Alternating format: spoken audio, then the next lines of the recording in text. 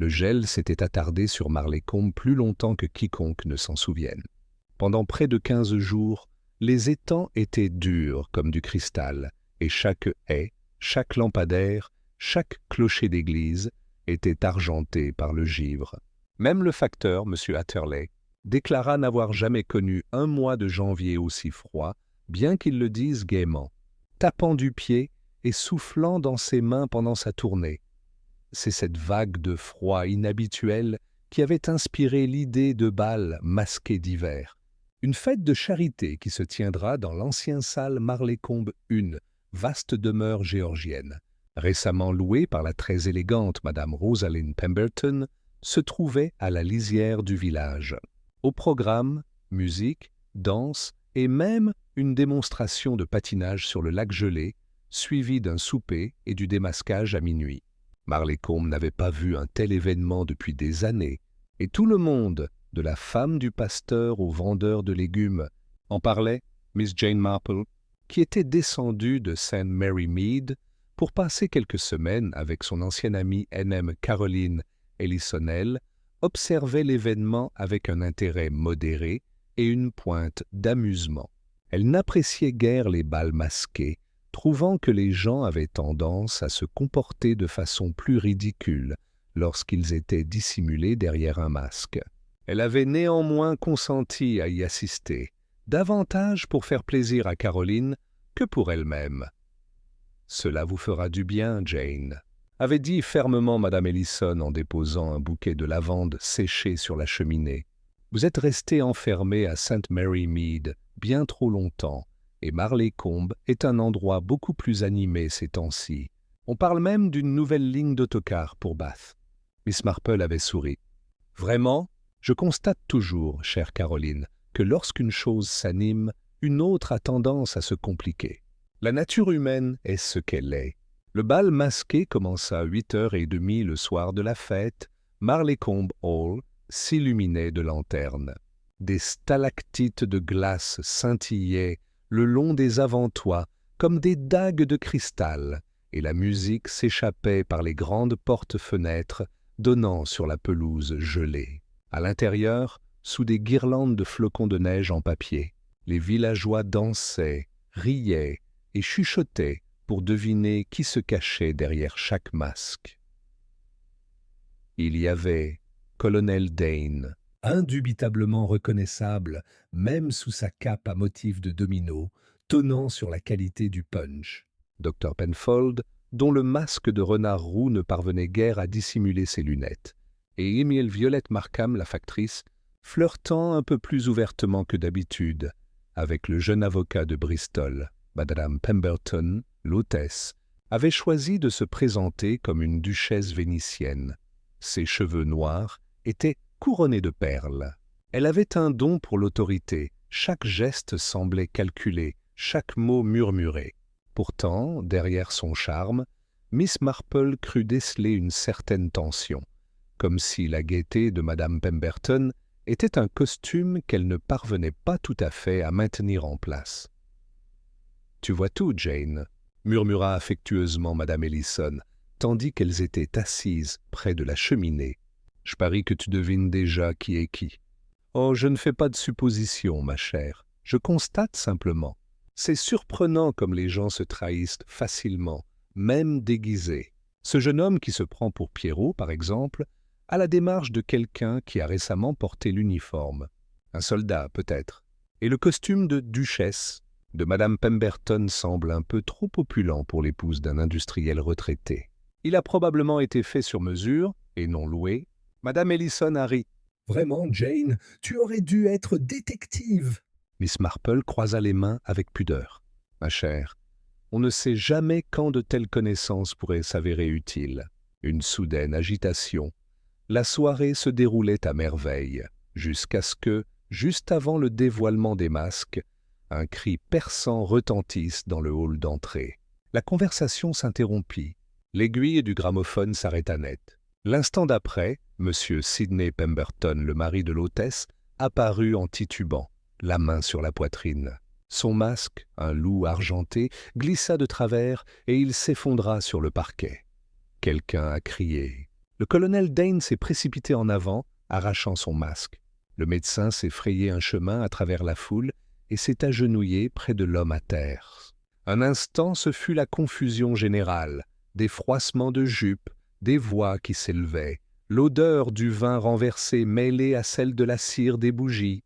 « Mon Dieu !» murmura Madame Ellison. « Jane, il est mort !» Miss Marple ne répondit pas.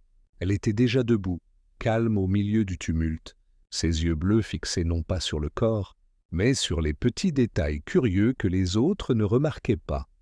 Le pied cassé d'une coupe à champagne, le une traînée de givre fondant sur le soleil, la faible marque d'une empreinte de pas, l'empreinte d'une pantoufle de femme sur le bois poli.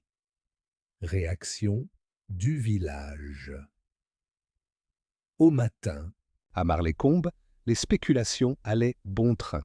Le médecin avait diagnostiqué une crise cardiaque, une crise soudaine, avait-il dit, même si d'autres n'en étaient pas si sûrs. Certains murmuraient qu'il s'agissait d'un empoisonnement, d'autres de jalousie. Madame Pemberton s'était retirée dans sa chambre sous le choc. Sa femme de chambre avait été vue en larmes. Le colonel avait fait un récit de la soirée qui devenait de plus en plus dramatique à chaque fois qu'il le racontait. Pendant ce temps, Miss Marple, assise tranquillement près du feu dans le cottage de Madame Ellison, tricotait un petit châle gris. Ses aiguilles cliquetaient rythmiquement tandis que Caroline lisait à voix haute des articles du Times. « C'est terrible, Jane. Terrible. Pauvre Madame Pemberton. On dit que son mari se portait à merveille il y a à peine 1 heure. Je comprends donc, dit doucement Miss Marple. Mais vous savez, Caroline, c'est souvent dans l'heure qui précède que les choses se mettent en branle. Je me demande, quelqu'un a-t-il remarqué ce qu'est devenu ce verre brisé? Du verre? Quel verre? Miss Marple esquissa un sourire, les yeux rivés sur son tricot. Ah, peut-être personne. Mais parfois, ma chère, ce sont les plus petits fragments qui racontent les plus grandes histoires. Le soleil matinal, froid et blanc, se posait sur les chaumières givrées de Marlécombe, et à l'heure du petit déjeuner, toutes les bouilloires du village sifflaient et les langues se dénouaient. La nouvelle de la mort subite de M. Pemberton s'était répandue plus vite que les notes de sermon du vicaire, et dans la douce chaleur des cuisines et des salons, les spéculations fleurissaient comme des fleurs de givre sur une vitre. À la Rose et la Couronna, l'auberge du village, Madame Dodd, la tenancière, répétait à qui voulait l'entendre qu'elle avait toujours trouvé ce couple bizarre, sans toutefois préciser de quoi il s'agissait. Le garçon boucher affirmait avoir vu M. Pemberton se disputer avec un homme près de la poste la veille, tandis que la vieille Madame Lumley déclarait que c'était la volonté du destin et qu'on n'y pouvait rien. En milieu de matinée, Marlécombe était un véritable nid de chuchotements, des chuchotements qui parvenaient jusqu'au calme salon de le chalet de Madame Ellison, où Miss Marple était assise à tricoter, aussi placide que si rien de tout cela ne s'était produit. Le lendemain matin, Madame Ellison, pâle de curiosité, posa sa tasse de thé. « Jane, tu ne peux pas vraiment croire que c'était naturel. » Il avait l'air tellement abattu, comme un homme qui a reçu une balle. « Une défaillance cardiaque peut paraître très soudaine, » répondit Miss Marple d'un ton doux, sans quitter des yeux les rangées impeccables de laine grise. « Pourtant, je dois avouer, Caroline, que j'ai rarement vu un effondrement aussi singulier. On pourrait presque dire « mise en scène ». « Mise en scène » s'exclama Madame Ellison, stupéfaite. « Vous ne voulez pas dire un meurtre ?» Miss Marple esquissa ce sourire discret, presque apologétique, qui précédait si souvent ses observations les plus perspicaces. On n'aime jamais employer un mot aussi laid, ma chère, mais la nature humaine est curieuse. Elle a tendance à se manifester de la manière la plus inattendue, surtout lorsqu'il s'agit d'orgueil, d'argent ou d'amour. Madame Ellison fit claquer sa langue, à la fois scandalisée et ravie. L'argent. Mais les Pemberton étaient plutôt aisés, non? « Les apparences sont trompeuses, Caroline, » murmura Miss Marple. « J'ai constaté qu'elles sont rarement ce qu'elles paraissent, surtout lorsqu'elles sont si bien entretenues. Entrez l'inspecteur Graves cet après-midi-là. Inspecteur Graveson, agent de la police du comté, se présenta à la maisonnette. Un homme mince aux cheveux blonds, à l'allure vive, un carnet toujours entr'ouvert à la main. Poli mais ferme, il était manifestement habitué aux drames villageois et savait les minimiser. « Routine, Miss Marple », dit-il en hochant la tête tandis qu'elle lui offrait du thé. « Nous ne faisons que régler les derniers détails. Le docteur Penfold insiste sur le fait que c'était le cœur, mais le coroner a tout de même demandé une enquête officielle. « C'est tout à fait normal, » dit Miss Marple. « Il faut être minutieux, même dans les choses les plus simples. » L'inspecteur leva les yeux, une pointe d'amusement brillant dans son regard. « Je crois comprendre que vous étiez présent lorsque M. Pemberton est tombé. » « En effet. » Madame Ellison et moi étions assises près de la cheminée. « J'avais une vue imprenable sur le hall. »« Et vous n'avez rien vu d'inhabituel ?» Miss Marple hésita. « Inhabituel, peut-être, seulement pour une vieille femme. Il y avait un Verre brisé sur le sol, près de l'endroit où M. Pemberton est tombé. Et une légère traînée d'eau ou de givre partait de l'entrée. Ce qui m'a paru étrange, c'est que ça fonde si vite, vu la température. » L'inspecteur Graves griffonna quelque chose dans son carnet. « Vous avez l'œil d'observateur, Miss Marple. Simple habitude de quelqu'un qui ne danse pas, inspecteur. On remarque davantage de choses lorsqu'on reste immobile. » Il sourit. « Si tous les habitants de Marleycombe faisaient épreuve de votre maîtrise de soi, mon travail serait plus facile. J'ose le dire, répondit Miss Marple d'un ton aimable. Mais alors vous auriez beaucoup moins de meurtres à résoudre. » L'inspecteur rit, mais d'un rire gêné. Les murmures du village, le soir venu, les commérages prirent une tournure plus sombre.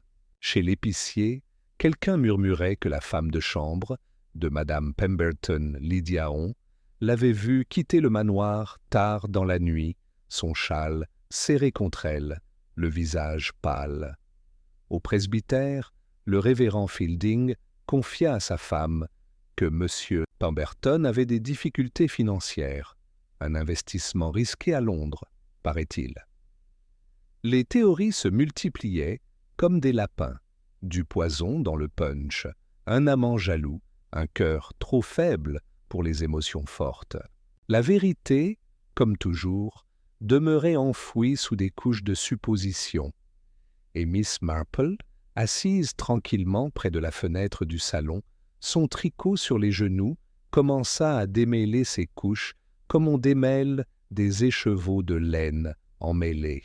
Ses pensées revenaient sans cesse à cette scène. Le verre de champagne, le givre, les visages masqués, l'étrange nervosité du sourire de Madame Pemberton. Elle avait déjà vu une telle nervosité dans les yeux d'une jeune villageoise, dissimulant un secret coupable dans le tremblement d'une main qui avait commis l'irréparable. Une visite de Lydia le lendemain après-midi, alors que la neige recommençait à tomber, on frappa timidement à la porte de Madame Ellison.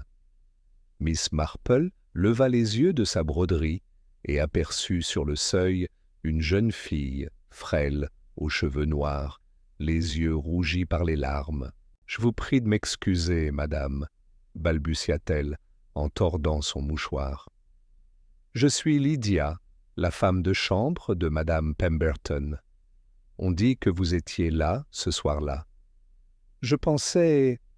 Enfin, je pensais que vous comprendriez peut-être. « Entrez, ma chère, » dit gentiment Miss Marple. « Il n'y a rien à craindre en disant la vérité. » Lydia entra avec hésitation, serrant son châle contre elle. « C'est juste que... Ils disent des choses terribles sur la maîtresse, mais elle n'aurait pas pu lui faire de mal. Elle l'aimait, vraiment, elle l'aimait. Et pourtant, elle avait peut-être peur de lui. » Les yeux de Lydia s'écarquillèrent. « Comment as-tu » Le ton de Miss Marple était doux. « J'ai déjà vu une telle peur. Un regard par-ci, un silence par-là. Souvent, Cela en dit plus que les mots. La lèvre de la jeune fille tremblait. Il était en colère depuis une semaine, à cause de des lettres qui venaient de Londres. Il disait que si elle ne faisait pas ce qu'il voulait, il la ruinerait. Oh, je n'aurais pas dû dire ça. Absurde, interrompit doucement Miss Marple. Vous avez très bien fait. Parfois, un peu de vérité peut éviter bien des mensonges. Lydia fit une révérence et partit précipitamment, laissant derrière elle une légère odeur de savon à la lavande et de fumée de bougie. Miss Marple resta immobile pendant plusieurs minutes, la lueur du feu vacillant sur son visage serein. Puis elle dit, presque pour elle-même, « Des lettres, du givre et un verre brisé ?»« Oui. » Ça commence à prendre forme. C'était un froid qui semblait s'intensifier de jour en jour, un froid immobile et glacial qui étouffait les sons et ralentissait le temps lui-même. La neige, tombée en un doux rideau toute la nuit, recouvrait maintenant d'un épais manteau les haies et les toits de Marlécombe. Les empreintes de pas ne persistaient qu'un instant avant de disparaître, comme si le village souhaitait effacer toute trace de ses secrets. Miss Marple, en revanche, n'était pas aussi serviable. Elle était assise à la table du petit-déjeuner avec une théière, une tranche de pain grillé beurré et son petit carnet. Un de ces simples volumes reliés en cuir qu'elle utilisait pour les comptes du ménage et quelques observations ou deux. Ou Madame Ellison, ayant terminé son travail, était encore sous le coup de l'émotion. On dit maintenant que l'enquête aura lieu jeudi, annonça-t-elle en ajustant ses lunettes, et que Madame Pemberton est trop malade pour y assister. La pauvre femme. J'imagine que le choc... Oui, dit Miss Marple d'un air pensif. Le choc provoque souvent une maladie bien pratique, surtout quand on craint davantage les questions que la compassion. Jane s'exclama Madame Ellison, haletante. Vous ne pouvez pas vouloir dire... Oh, je ne veux rien dire de précis, ma chère, répondit Miss Marple d'un ton doux, en beurrant sa tartine avec une précision méticuleuse.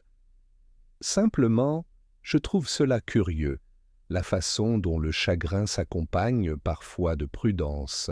La maison sur la colline plus tard dans la matinée, Miss Marple décida de se rendre à Marlécombe Hall. Madame Ellison protesta, jugeant cela tout à fait inconvenant. Mais Miss Marple se contenta de sourire et de resserrer son châle autour de ses épaules. Le manoir se dressait, gris et silencieux, sous son toit enneigé. L'allée autrefois animée n'était plus marquée que par les traces d'une seule voiture. Une servante, non pas Lydia, mais une femme plus corpulente, au visage rougeau, l'admit à contre-cœur et la conduisit au salon, où Madame Rosaline Pemberton était assise devant le feu. Elle était pâle, mais parfaitement calme, ses cheveux noirs défaits d'une manière qui semblait d'une négligence artistique. Sa robe de chambre était en soie bleu pâle. À côté d'elle se trouvait une lettre ouverte, pliée à la hâte lorsque l'arrivée de Miss Marple fut annoncée. « Miss Marple, n'est-ce pas, l'amie de Madame Ellison ?» dit-elle, en se levant avec un léger sourire. « Je me souviens de vous de cette terrible soirée. Vous étiez si calme, si je me souviens bien. Tous les autres étaient hystériques. Et dans ma nature, je le crains, dit gentiment Miss Marple. On s'habitue assez vite au tumulte, à force de vivre aussi longtemps que moi. » Madame Pemberton laissa échapper un rire faible. « Vous devez me prendre pour une piètre hôtesse, mais je n'arrive presque plus à manger ni à dormir. Le docteur insiste pour que je me repose. » Miss Marple la regarda avec une douce sympathie. « Tout à fait, ma chère. Mais le repos n'apaise pas toujours l'esprit, n'est-ce pas ? surtout lorsque l'on a des pensées troublées. Les yeux de la jeune femme ont brillé. « Vous avez tout à fait raison. C'est dans la nature des femmes, poursuivit Miss Marple, de percevoir des schémas qui échappent aux autres, de sentir quand quelque chose cloche. Même chez nous, parfois, nous pressentons le danger avant même de pouvoir le nommer. » Un silence s'installa. Puis, presque malgré elle, Madame Pemberton murmura. « Il était cruel, Miss Marple. Pas de manière que vous pourriez décrire précisément, mais cruel tout de même. J'ai épousé un inconnu et j'ai découvert trop tard qui il était vraiment. Je suis désolée, dit doucement Miss Marple. Et parfois, ajouta-t-elle, quand la cruauté devient insupportable, les gens font des choses insensées, désespérées. » Madame Pemberton releva brusquement la tête. « Vous croyez que je… » »« Non, quel qu'il fût, je ne l'ai pas tué. » Miss Marple soutint son regard avec calme. « Ma chère, je pense seulement que vous avez peur, et que vous avez vos raisons. » Le masque du loup argenté, alors que Miss Marple s'apprêtait à partir, son regard fut attiré par quelque chose qui se trouvait sur le buffet. Un masque de loup argenté, ses rubans étaient déchirés, le métal légèrement cabossé au niveau de la tempe. « Comme c'est curieux, murmura-t-elle en marquant une pause. J'aurais pensé que la police voudrait conserver cela comme preuve. » Madame Pemberton laissa échapper un instant de doute. « Ils ont dit que je pourrais le récupérer. » Les affaires de mon mari n'avaient aucune importance. « Ah, » dit Miss Marple en hochant lentement la tête. « Mais les choses sont rarement dénuées d'importance, Madame Pemberton. Seuls les gens ne la voient pas. » Elle partit peu après, sa petite silhouette disparaissant dans la neige qui tombait. La visite au presbytère cet après-midi-là, Miss Marple fit une seconde visite, cette fois au presbytère. Le révérend Fielding, un homme doux et bienveillant, l'accueillit chaleureusement. Son épouse, en revanche, semblait troublée. « Quelle terrible affaire !» s'exclama Madame Fielding. « Rosaline Pemberton est venue à l'église il y a à peine un mois, charmante comme tout, et voilà que le voilà. Le Seigneur nous envoie de telles épreuves. »« Oui, » répondit Miss Marple d'un air absent. « Madame Fielding, avez-vous remarqué quelque chose d'étrange chez Monsieur Pemberton ces derniers temps ?» Le vicaire fronça les sourcils. « Eh bien, il m'a parlé d'argent. Il s'agissait d'une affaire qui avait mal tourné. Il était anxieux, je crois, et plutôt désagréable avec sa femme, ce qui était très déplacé en public. Et pourtant, dit doucement Miss Marple, il semblait parfaitement joyeux ce soir-là. En effet, il l'était, presque exalté. Oui, dit Miss Marple, comme un homme qui croit que ses problèmes vont bientôt se résoudre. La femme du vicaire cligna des yeux. « Vous voulez dire… » Miss Marple se leva en ramassant ses gants. « Seulement, les hommes comme M. Pemberton sous-estiment souvent leurs proches et surestiment leur propre intelligence. » Indice dans La neige au crépuscule. Miss Marple revint par le chemin le plus long à travers les bois, ses bottes crissant doucement sur le sol gelé. Elle s'arrêta près du bord du lac, à l'endroit même où avait eu lieu la démonstration de patinage. Là, à demi enfoui sous la neige, quelque chose captait le faible éclat de la lumière du soir. Elle se pencha et écarta la neige poudreuse pour révéler un petit objet, un fragment de verre, incurvé et délicate, comme une flûte à champagne. Elle le souleva, examinant le bord. Il y avait une faible lueur tache brunâtre. Ce n'était pas du vin, mais quelque chose de plus foncé et de plus épais. Elle le déposa soigneusement dans son mouchoir et le glissa dans la poche de son manteau. Tout en continuant son chemin, elle murmurait pour elle-même. Des morceaux de verre près du corps, des lettres de Londres, une servante apeurée et un masque avec une bosse à la tempe. Oui, oui, le schéma se précise. Ce n'est pas le fruit du hasard, mais bien un acte intentionnel. Et la main qui a frappé, féminine, habile et presque parfaite. Les cloches de l'église de Marlécombe sonnèrent 5 coups lorsqu'elle disparut dans le crépuscule naissant, sa silhouette minuscule se détachant sur les vastes champs blancs, une observatrice solitaire, tissant ensemble les fils emmêlés de la tromperie humaine. Jeudi matin, Marlécombe bruissait d'une nouvelle certitude, le genre de certitude qui ne vient pas de la vérité, mais des ragots répétés si souvent qu'ils finissent par ressembler à un fait établi. Ils avaient arrêté quelqu'un. La nouvelle parvint d'abord à la femme du boulanger, qui la tenait de source sûre du fils de son cousin, et en milieu de matinée, elle avait même atteint le salon tranquille du cottage de Madame Ellison, où Miss Marple et son amie étaient assises près du feu, leur petit déjeuner refroidissant. « Lydia !» s'écria Madame Ellison en baissant son journal. « Jane, ils ont enlevé Lydia !»« La bonne, je le savais, je l'avais dit dès le début, il y avait quelque chose de louche chez cette fille. » Les aiguilles à tricoter de Miss Marple s'arrêtèrent net. « Vraiment ?»« Ma pauvre enfant. » »« Et sur quelle preuve, je me demande. On raconte qu'elle s'est disputée avec M. Pemberton, qu'il a menacé de la renvoyer et qu'elle a quitté le hall en larmes ce soir-là. » Miss Marple soupira doucement. « Tant de querelles dans ce monde, Caroline. » Et si peu de meurtres. L'enquête, la petite salle d'audience de la mairie de Marlécombe, était bondée cet après-midi-là. Le poêle fumait, les vitres étaient embuées par la respiration, et le murmure des voix emplissait l'étroite pièce comme le bruissement des feuilles. Miss Marple et Madame Ellison parvinrent à trouver des places au fond de la salle. Inspecteur Graveshill se tenait près du coroner, le visage grave. Lydia, pâle et tremblante, était assise sur le siège des témoins, en train de tordre un mouchoir humide. Madame Pemberton était absente, toujours indisposée. « Vous étiez au service de Monsieur Pemberton ?» demanda le coroner. « Oui, monsieur.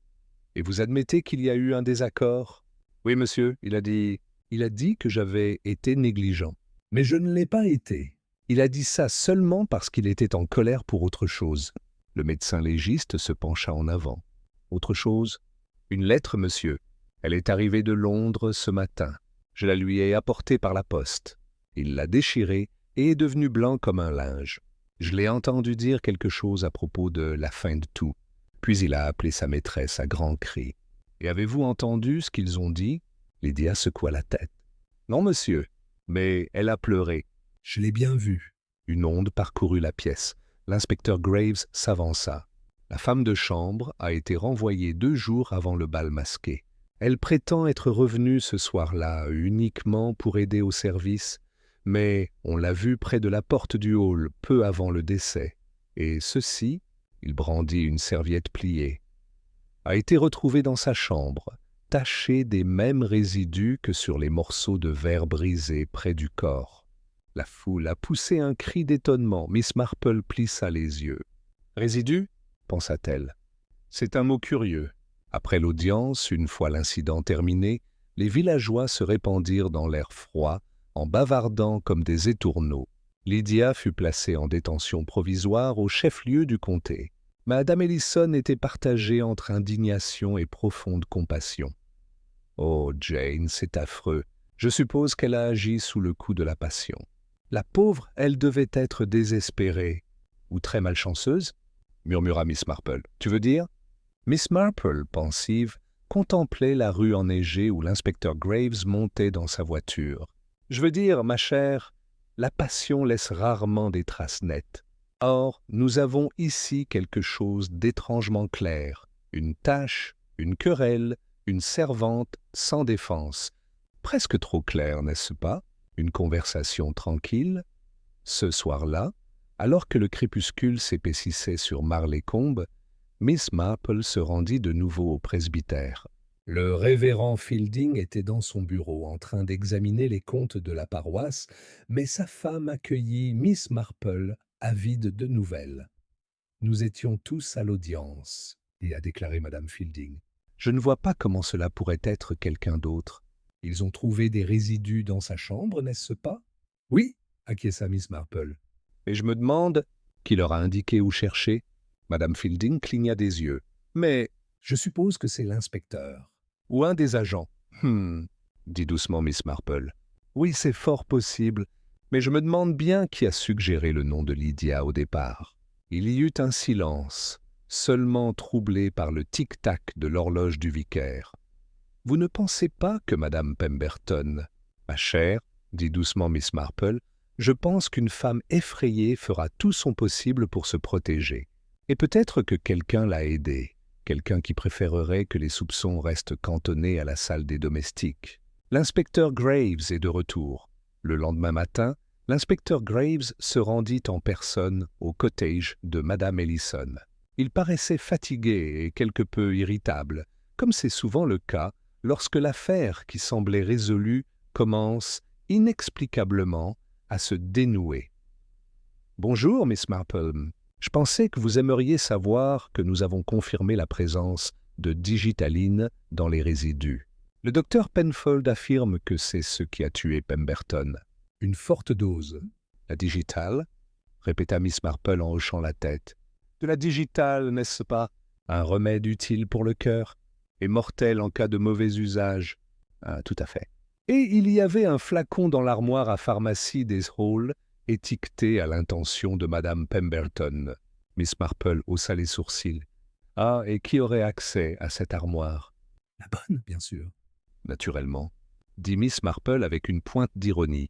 Bien que j'ai connu beaucoup de femmes qui gardent leurs médicaments avec plus de jalousie que leurs bijoux. L'inspecteur soupira. Vous ne pensez pas que la fille l'ait fait? Miss Marple esquissa un sourire.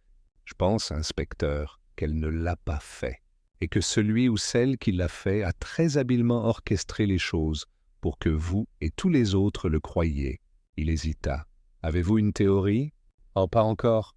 Mais j'aimerais, si vous me le permettez, voir l'endroit exact où M. Pemberton est tombé. Il la regarda un instant, puis hocha la tête. Très bien, Miss Marple.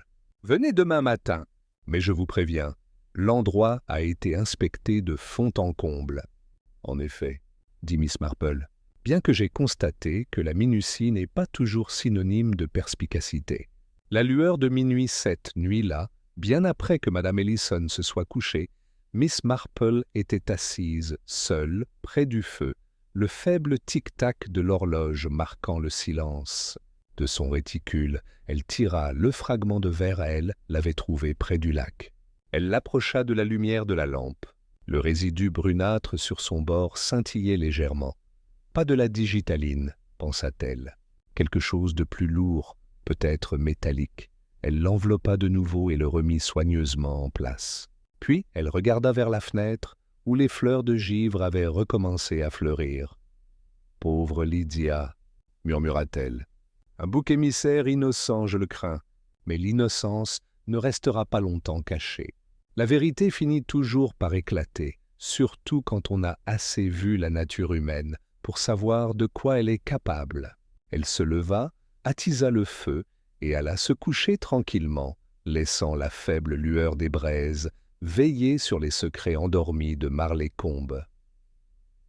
Le lendemain matin, le ciel était pâle et immobile. Le givre s'était épaissi pendant la nuit, recouvrant les branches des ormes d'une délicate dentelle blanche. L'air était si pur qu'il résonnait de sons, la cloche de l'église au loin, le crissement des roues d'une calèche et, bientôt, le pas régulier de inspecteur Gravesure, le chemin de gravier devant le portail de Madame Ellison.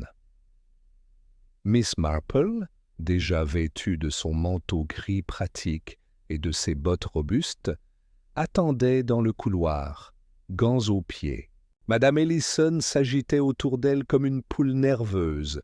« Jane, j'espère que tu ne t'aventureras pas dans cet endroit épouvantable. » Rien que d'y penser, j'en ai des frissons.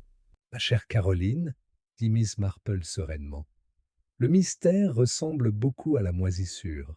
Il prospère dans l'obscurité. Mieux vaut laisser entrer un peu d'air. La voiture de l'inspecteur les fit gravir la colline en cahotant vers Marleycombe Hall, les pneus projetant des mottes de boue gelée. La demeure se dressait au-dessus d'eux, majestueuse et silencieuse sous son toit enneigé, théâtre de tant de gaieté une semaine auparavant, et désormais aussi solennel qu'un mausolée.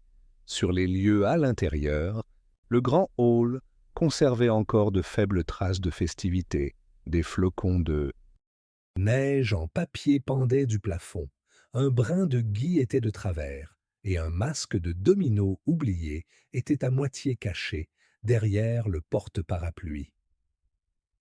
L'inspecteur Graves désigna le centre de la pièce. Il est tombé juste là, mademoiselle Marple. Nous avons tout mesuré, relevé les empreintes et même gratté le parquet. Je crains de ne rien trouver de nouveau. Miss Marple s'approcha, son regard parcourant lentement l'espace. Comme c'est curieux. Qu'est-ce que c'est? La marque du tapis, dit-elle, en pointant du doigt avec la pointe de son parapluie.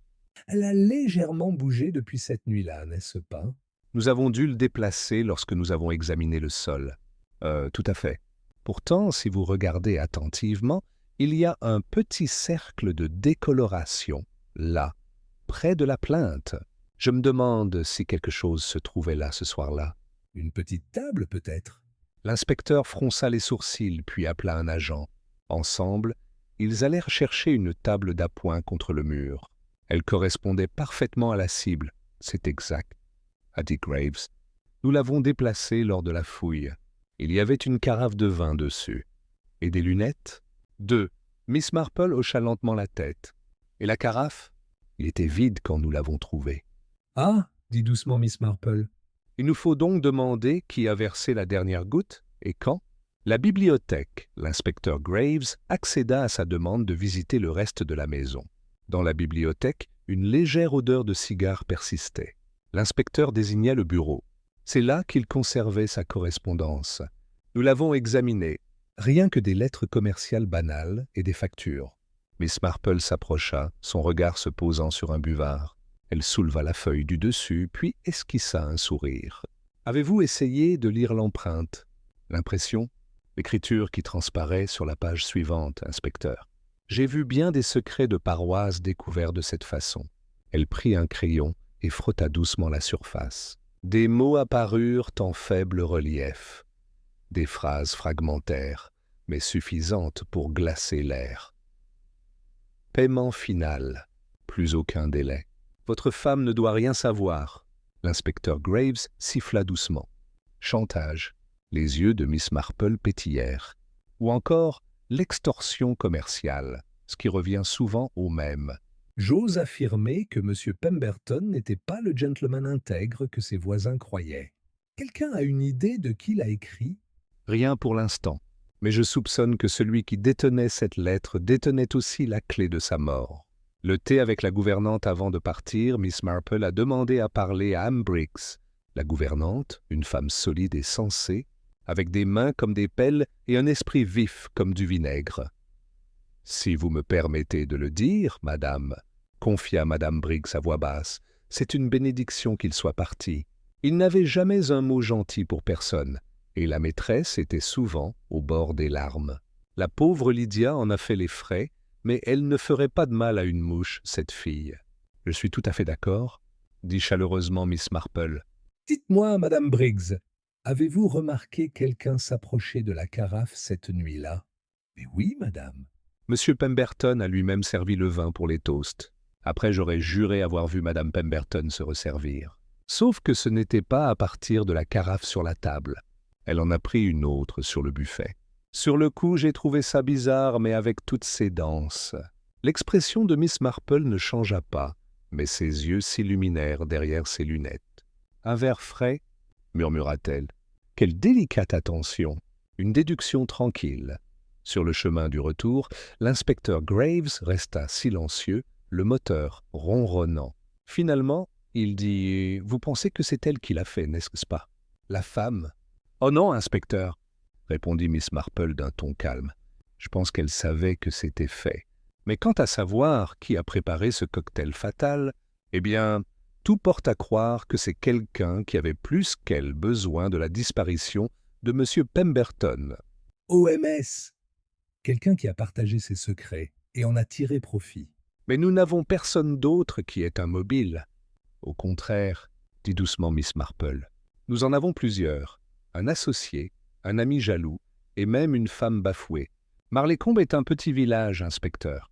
Ses péchés sont soigneusement dissimulés, comme du linge dans une armoire. Il suffit d'ouvrir la porte et de regarder. Réalisation du soir.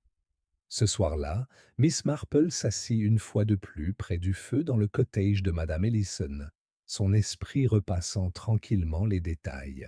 Elle étala son petit carnet devant elle et nota d'une écriture soignée « Indice digital » dans le vin ou dans le verre, lettre. Dernier versement. Ma femme ne doit rien savoir. Madame Pemberton remplit un verre. D'une autre carafe masque de loup cabossée à la tempe la serviette de Lydia, une preuve fabriquée de toutes pièces. Résidu brunâtre, pas de digitaline, test. Elle se laissa aller en arrière, le regard perdu dans le feu. Au loin, au-delà des champs, un chien aboya, puis se tut. « Oui, » murmura-t-elle, « il y a une autre main dans cette affaire. » Une main habile, invisible, et bien décidée à ce que la faute soit imputée à qui qu'elle a été imputée. Son regard se porta sur la vitre givrée. Une ombre s'y déplaça, un villageois de passage peut-être. Mais l'instinct de Miss Marple s'éveilla. Quelqu'un l'observait, attendant de voir ce qu'elle savait vraiment. « Oh là là !» murmura-t-elle avec un léger sourire contrit. « Il semblerait que le meurtrier ait commencé à s'intéresser à moi. » Le lendemain matin, le ciel était gris et le froid mordant. L'air au-dessus Marlécombe, un calme anormal, régnait, comme si le village lui-même retenait son souffle. Le givre scintillait sur chaque haie et chaque vitre, et la fumée des cheminées s'élevait en colonnes parfaitement droites, avant d'être engloutie par le ciel bas et plombé. Au presbytère, le révérend et Madame Withers discutaient de la tragédie comme tout le village. Madame Ellison, quant à elle, se disait épuisée par la tension de vivre si près du crime. Miss Marple, qui tricotait paisiblement près du feu, se contenta de sourire. « Le mal, ma chère Caroline, dit-elle doucement, est une créature plutôt casanière. Il voyage rarement loin de chez lui. » À ce moment précis, le téléphone sonna. Madame Ellison sursauta. Miss Marple se leva et répondit d'un ton toujours aussi calme et courtois. « Oui, ici, Miss Marple. » Un silence, puis une voix empreinte de détresse. « C'est l'inspecteur Graves, madame. » Il y a eu un autre incident. Je pensais qu'il valait mieux que vous le sachiez. Le tricot de Miss Marple tomba doucement sur le sol. La tragédie du Green Hills ont trouvé Lydia, la jeune servante, dans la ruelle, qui passait Marlécombe Green, allongée dans la neige, le visage paisible, les yeux clos. D'une main, elle serrait encore son écharpe, comme pour se protéger du vent. Qu'une trace de lutte, déclara l'inspecteur Graves d'un ton grave. Le docteur Hayward évoque une crise cardiaque, très probablement. Mais à son âge, et après ce qui s'est passé, Miss Marple se pencha sur la fillette, son regard à la fois tendre et scrutateur. Une jolie enfant. Douce aussi, mais effrayée ces derniers jours, si je ne m'abuse. Oui, dit Graves. Sa maîtresse l'a renvoyée hier matin.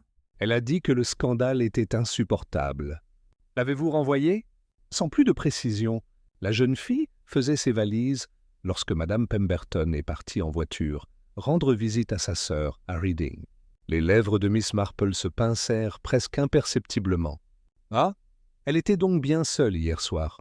Elle a dû prendre le chemin le plus court pour aller à la poste, » dit Graves. « Un message dans sa poche qui vous est adressé, Miss Marple ?» Il lui tendit une petite enveloppe froissée. Au dos était écrit d'une main soignée mais tremblante. « Miss Marple, veuillez me voir avant mon départ. » Je sais qui est le coupable. Le murmure du poison pleuse tard, au cabinet du médecin, Miss Marple resta immobile, tandis que Dr. Hayward Hill a terminé son examen. Aucune ecchymose, aucune marque, a-t-il dit. Juste un arrêt respiratoire. Une crise cardiaque, j'ose le dire. Et pourtant, dit doucement Miss Marple, il y a une légère odeur, plutôt amère, ne trouvez-vous pas? Le docteur fronça les sourcils. Vous avez un nez fin, Miss Marple. Amandes amères, subtiles, mais indéniables. Alors ce n'était pas une crise cardiaque, murmura-t-elle. À acide cyanhydrique, cyanure. Rapide et net, même si on peut le détecter. Vous pensez qu'elle avait été empoisonnée? Je pense, dit Miss Marple, que quelqu'un craignait ce qu'elle allait me dire.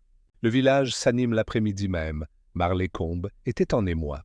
Les rumeurs se propageaient comme une traînée de poudre. Lydia s'était suicidée, désespérée. Le meurtrier avait encore frappé. Le fantôme du bal masqué hantait toujours le manoir. Madame Ellison se barricada chez elle, tirant tous les rideaux. À la poste, Miss Marple écoutait les conversations derrière le guichet et, comme toujours, apprenait davantage de ce qui n'était pas dit. Madame Peake, la postière, se pencha vers elle. « Cette jeune fille a posté une lettre hier soir, juste avant la fermeture. Elle était blanche comme un linge, la pauvre. Je lui ai demandé si elle avait consulté un médecin, mais elle a dit qu'elle allait bien, qu'elle faisait enfin ce qu'il fallait. » L'a-t-elle publiée elle-même? Oui, elle m'a donné la pièce et m'a dit qu'elle espérait que je serais là demain. Je ne l'ai pas vue partir ensuite, même s'il y avait une voiture garée un peu plus haut dans la rue. Avez-vous remarqué à qui? Je ne saurais dire avec certitude. Le brouillard était tombé à ce moment-là. Miss Marple la remercia poliment et retourna dans le froid. Le brouillard s'épaississait déjà de nouveau, formant un voile bas et fantomatique qui étouffait tous les sons et brouillait les contours du monde. Les doutes de l'inspecteur Graves au crépuscule. Miss Marple rencontra l'inspecteur à l'auberge. Grave paraissait épuisé et soucieux. 2 morts en 1 semaine, Miss Marple. La presse va se régaler. Et si c'était un empoisonnement? Eh bien, il faudra creuser davantage. Mais je ne vois pas comment on a pu l'atteindre. La jeune fille était seule. Pas seul, inspecteur. J'étais surveillé. Par qui? Par la personne qui l'a suivie après le bal masqué. Quelqu'un qui savait qu'elle en avait trop vu ou trop entendu. Voyez-vous, Lydia n'a pas été renvoyée pour maladresse ou commérage. Elle avait été renvoyée parce qu'elle avait découvert quelque chose que Madame Pemberton voulait cacher. Vous insinuez que la maîtresse... Non, je crois que Madame Pemberton a peur. Elle n'est pas coupable. C'est celle qu'elle protège qui m'intéresse. Grave fronça les sourcils en griffonnant des notes. Le partenaire commercial du mari, le cousin, ce secrétaire. Miss Marple esquissa un sourire. Toutes les possibilités sont envisageables, cher inspecteur, mais tenez compte de la psychologie.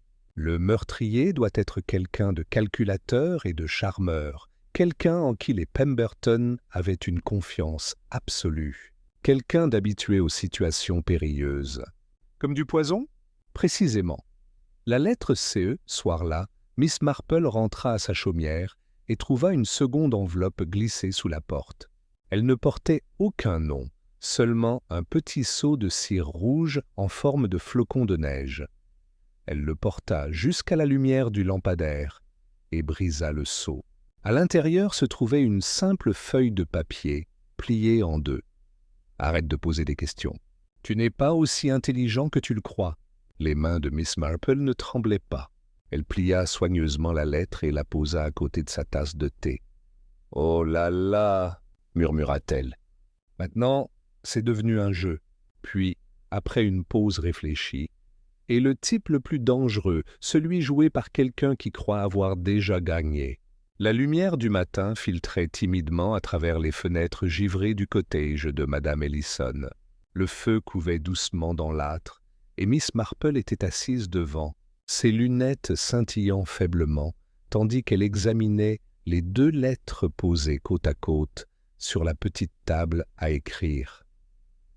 Un colis de Lydia, jamais livré. L'une d'elles s'est glissée sous sa porte pendant la nuit. Un avertissement. Les 2 enveloppes ne pouvaient être plus différentes. L'une tremblante et innocente, l'autre calme et déterminée. Pourtant, toutes deux portaient une légère trace du même parfum, lavande et encre. Miss Marple prit une lente gorgée de thé, les yeux légèrement plissés. « De l'eau de lavande, » murmura-t-elle, « celle qu'on achète chez le pharmacien de Weston. Seules 3 dames à Marleycombe l'utilisent, et 2 d'entre elles sont bien trop timides pour écrire des menaces anonymes. » Elle reposa la tasse avec précaution, se leva et alla chercher son châle. Il y avait du travail à faire. Avant le déjeuner, une visite à la pharmacie là. Petite cloche au-dessus pharmacien. De Westonel entra et des clochettes tintèrent. Monsieur Weston, Lui-même, un homme chauve et nerveux, accourut de derrière. « Bonjour, Miss Marple. Il fait froid dehors, n'est-ce pas? Que puis-je vous servir? » Juste un mot, monsieur Weston, si vous avez un instant. Certainement, certainement. Miss Marple s'appuya sur son parapluie. « Vous vendez de l'eau de lavande, n'est-ce pas? Celle avec le ruban bleu autour du col? »« Oh oui, madame. C'est un produit très demandé cet hiver. Madame Pemberton en a toujours une bouteille. Et mademoiselle Clara Blake aussi.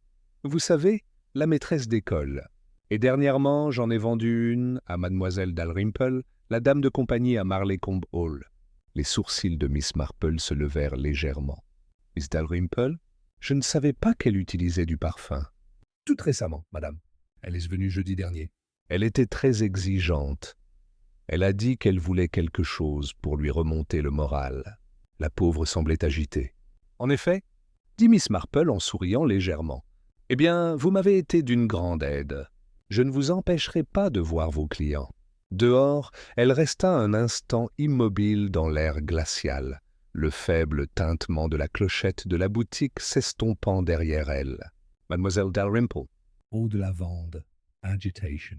Le schéma, si ténu auparavant, commençait à se dessiner. Le compagnon parle, mademoiselle Dalrymple, habitait la petite aile est de Marleycombe Hall, un modeste ensemble de pièces donnant sur le verger. C'était une femme pâle, d'une trentaine d'années, aux mains nerveuses et au regard fuyant comme celui des oiseaux. « Je ne comprends pas ce que vous voulez dire, Miss Marple, » dit-elle, lorsqu'on lui fit mention d'eau de lavande. « Moi j'achète souvent des petites choses pour me remonter le moral. Il n'y a rien d'étrange à cela. »« Oh, certainement pas, » répondit gentiment Miss Marple. « Mais je me demandais si vous connaissiez bien la pauvre Lydia. Elle vous appréciait beaucoup, je crois. » Les lèvres de mademoiselle Dalrymple tremblaient. C'était une bonne fille, trop bonne pour cet endroit. J'ai supplié madame Pemberton de ne pas la renvoyer. Ah, mais voyez-vous, madame Pemberton était sous pression. Les colères des maris, les factures impayées. Ce genre de choses peut pousser les gens à agir de façon impulsive. Et Lydia, elle en savait peut-être plus qu'il n'était sage de le dire. Mademoiselle Dalrymple leva brusquement les yeux. « Que voulez-vous dire ?»« Cette vérité, ma chère, est parfois dangereuse, surtout lorsque d'autres ont des raisons de la cacher. » Un instant, la jeune femme perdit son sang-froid, puis elle se leva brusquement. « Je dois vraiment m'occuper de ma correspondance, Miss Marple.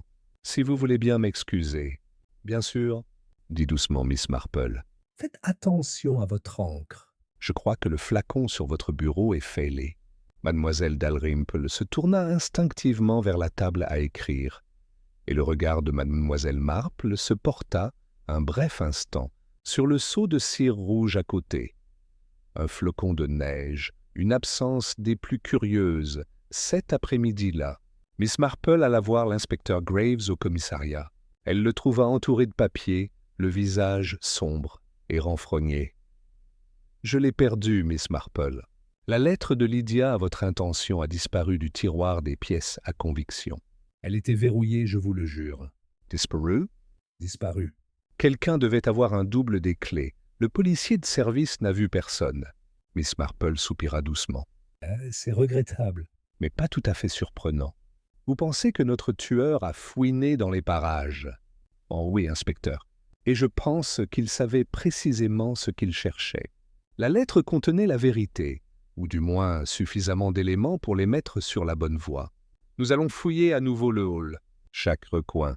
Tout à fait, dit Miss Marple d'un ton approbateur. Et peut-être pourriez-vous aussi avoir un petit mot avec Miss Dalrymple. Mais avec douceur, s'il vous plaît. Elle est à bout. Vous la soupçonnez? Je soupçonne qu'elle le sait. Thé et réflexion le soir venu, le gel s'était à nouveau intensifié. Miss Marple retourna au salon de Madame Ellison, où une théière fumante offrait une agréable sensation de fraîcheur. La radio diffusait une douce mélodie de Chopin. Délicate et mélancolique, elle s'assit et reprit son tricot, même si ses pensées étaient ailleurs. Une compagne, murmura-t-elle, est souvent comme une ombre, toujours proche, mais rarement vue.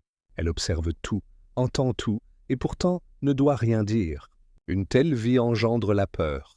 Et la peur, lorsqu'elle est exacerbée, peut pousser une personne à des actes désespérés. Elle marqua une pause, écoutant le vent grincer légèrement contre la vitre. Puis elle ajouta, presque distraitement, mais elle n'a pas écrit la première lettre.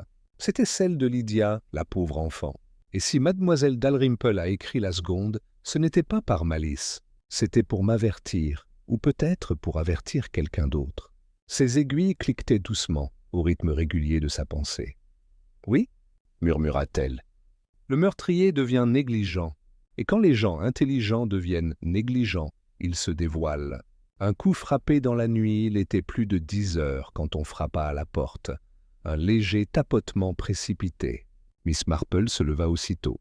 Sur le seuil se tenait mademoiselle Dalrymple, son manteau jeté sur sa chemise de nuit, les yeux écarquillés de peur. « Mademoiselle Marple, je ne peux pas rester une nuit de plus au manoir. » « Il sait que je vous ai parlé. Il? S'il vous plaît, laissez-moi entrer. Je peux tout vous dire maintenant. » Tout ce que j'ai vu cette nuit-là. Miss Marple la fit entrer et la conduisit doucement au fauteuil près du feu. « Ma chère enfant, vous tremblez. Prenez votre temps. » Mademoiselle Dalrymple joignit les mains. Il était passé minuit. La musique jouait encore. J'ai vu M. Pemberton se disputer avec quelqu'un près des portes-fenêtres. Pas sa femme, un homme. Et il a dit, mais avant qu'elle ait pu terminer, les lumières vacillèrent, une fois, 2 fois, puis s'éteignirent. Le chalet fut plongé dans l'obscurité. Un instant plus tard, venant de l'extérieur, on entendit le bruit caractéristique de pas qui couraient, rapidement, s'enfuyant dans la neige. Miss Marple se leva très lentement, la main posée sur le dossier de la chaise. « Oh là là !» dit-elle doucement. « Il semblerait que nous ayons effrayé l'araignée dans sa toile. » Pendant quelques instants, il n'y eut que l'obscurité et le souffle du vent sous les avant-toits. L'air du cottage de Madame Ellison semblait retenir son souffle. Puis, imperturbable comme toujours, Miss Marple s'approcha du buffet, prit une boîte d'allumettes et alluma la lampe. Son éclat révélait miel, Dalrymple pâle, comme du lait. Elle s'agrippait aux accoudoirs de la chaise. Ses yeux se portèrent furtivement vers la fenêtre. « Il était là-bas, » murmura-t-elle. « Je l'ai entendu sur le gravier. »« C'est fort possible, » dit Miss Marple en allumant une autre allumette. « Mais il est parti maintenant. Et le plus important, ma chère, c'est que vous soyez encore en vie. » Mademoiselle Dalrymple laissa échapper un sanglot étouffé. « Il va me tuer, je le sais. »« Pas si vous dites la vérité avant qu'il ne puisse vous faire taire. »« Venez, prenez un thé. Le courage naît souvent dans une tasse. » Miss Marple lui versa une soucoupe tremblante, et au bout d'un moment, la respiration de la jeune fille se stabilisa. « Vous avez dit avoir vu M. Pemberton se disputer avec quelqu'un, » suggéra doucement Miss Marple. « Près des portes-fenêtres ? » ?»« Oui, j'étais allé chercher le châle de Madame Pemberton. Il était furieux et brandissait une lettre. » L'homme parlait à voix basse, mais je l'ai entendu dire « Il est trop tard pour se retirer maintenant. » M. Pemberton a crié quelque chose à propos d'être exposé et ruiné. Puis l'orchestre a repris et ils sont sortis dans la neige. Avez-vous vu son visage? Non, seulement le masque. Argenté avec des plumes sombres. Miss Marple hocha lentement la tête. Un masque de corbeau? Je me souviens d'un masque semblable porté par le partenaire de M. Pemberton, M. Hollis. Oui, c'est bien son nom, M. Hollis. Miss Marple posa sa tasse, les yeux brillants. Alors nous sommes très près de la vérité. La visite de l'inspecteur à l'aube, le givre s'était de nouveau épaissi. L'inspecteur Graves arriva juste au moment où la bouilloire se mit à siffler. Il jeta un coup d'œil au visage blême de mademoiselle Dalrymple et jura à voix basse « Mon Dieu ! Que s'est-il encore passé ?» Miss Marple raconta les événements de la nuit, terminant par les bruits de pas en fuite dans la neige. « Nous allons fouiller l'allée, » dit Graves d'un ton sombre. « Mais avec ce gel, les empreintes auront déjà disparu. » Tout à fait. Mais parfois, inspecteur, ce sont les empreintes les plus importantes qui restent gravées dans la mémoire. Graves lui lança un regard en coin. « Vous avez une idée, n'est-ce pas ? » ?»« Ce n'est qu'une idée. Notre meurtrier s'est déjà montré 2 fois, une fois dans la précipitation, une fois par peur. La prochaine fois, il ne viendra pas pour nous effrayer, mais pour nous mettre à l'épreuve.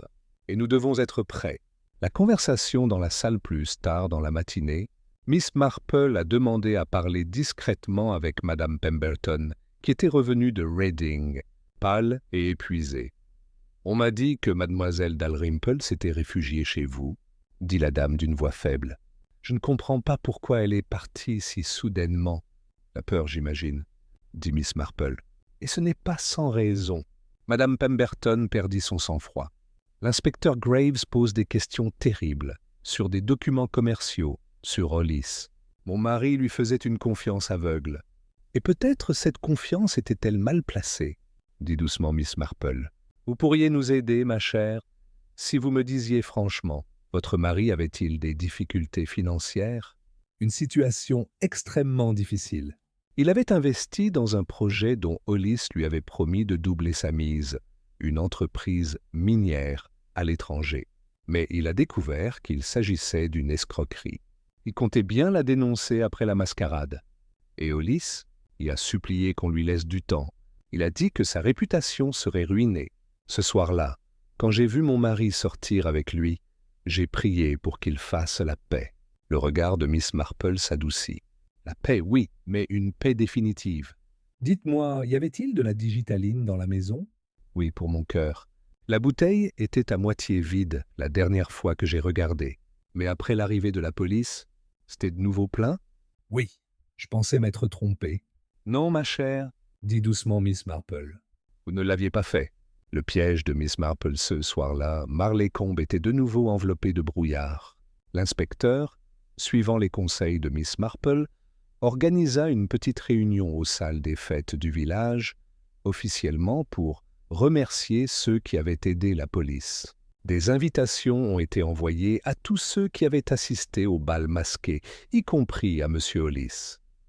Dans la pièce glaciale, les villageois erraient, l'air incertain. Miss Marple, assise près de la théière, semblait fidèle à elle-même, douce et occupée à tricoter. Pourtant, son regard ne quittait pas Hollis. Grand, sûr de lui, l'air d'une jovialité forcée. L'inspecteur Graves, posté près de la porte, hocha la tête presque imperceptiblement. Miss Marple se leva. « Monsieur Hollis, auriez-vous l'amabilité de me passer ce pot à crème ?» Mes mains ne sont plus aussi sûres qu'avant. Il s'exécuta. Alors qu'il se penchait en avant, elle leva les yeux avec douceur et dit « Oh, et peut-être pourriez-vous enlever vos gants? Cela doit être difficile de boire du thé avec. » Il hésita un instant, une légère hésitation, avant de les retirer. En dessous, la peau de ses doigts était rouge et rugueuse, comme brûlée.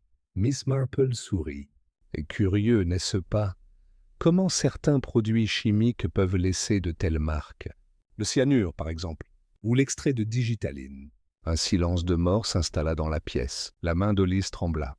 Le pot à crème glissa et se brisa sur le sol. L'inspecteur Graves s'avança. « Je pense que vous feriez mieux de venir avec moi, monsieur. »« C'est absurde, » s'écria Hollis. « Vous n'avez aucune preuve. »« Au contraire, » dit Miss Marple d'une voix calme et claire. « Vous venez de nous le donner.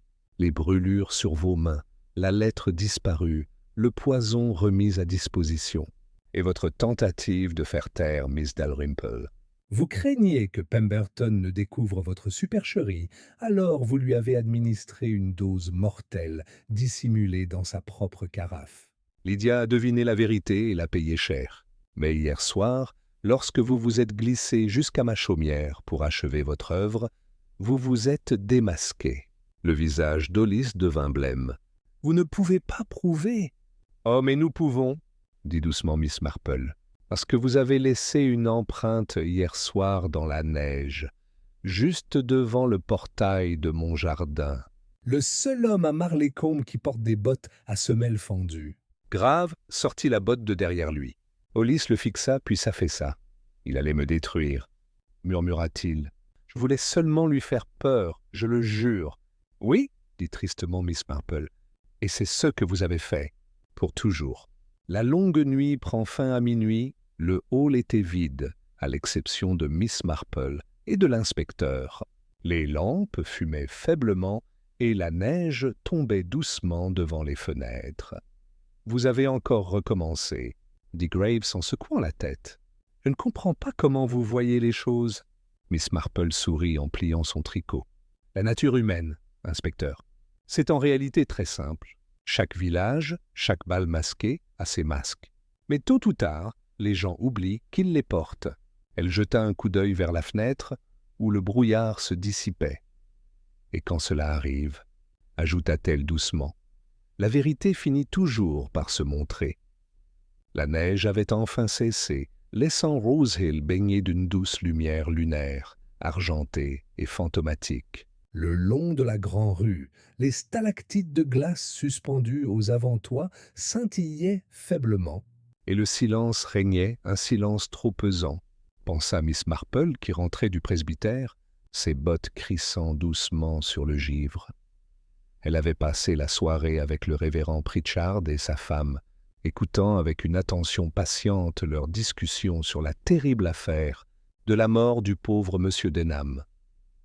Le vicaire, bien que bienveillant, était plutôt de l'avis que le péché finit toujours par se savoir, tandis que sa femme, beaucoup plus pragmatique, était convaincue que la nouvelle théorie de la police, celle d'un intrus, peut-être un cambrioleur, était absurde.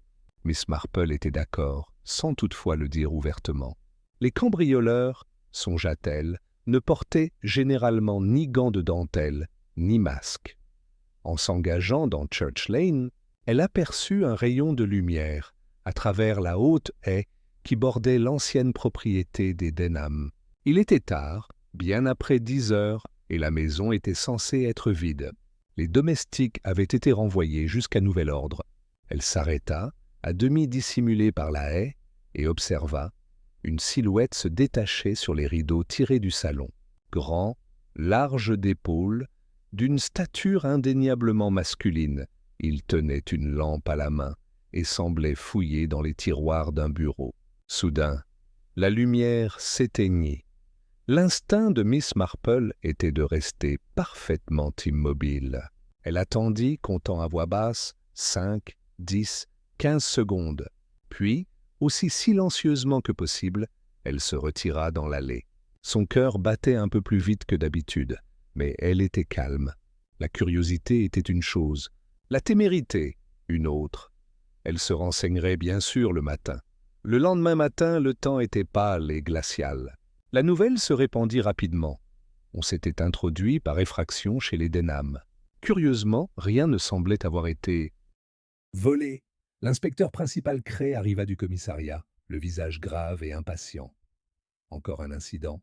dit-il au gendarme. « Si ce village ne se calme pas rapidement, tout le comté va en parler. » Il fut bientôt informé que Miss Marple souhaitait lui parler. « Ah, Miss Marple, » dit-il, non sans une pointe d'ironie à son arrivée. « Vous vous êtes tenue au courant, j'imagine ?»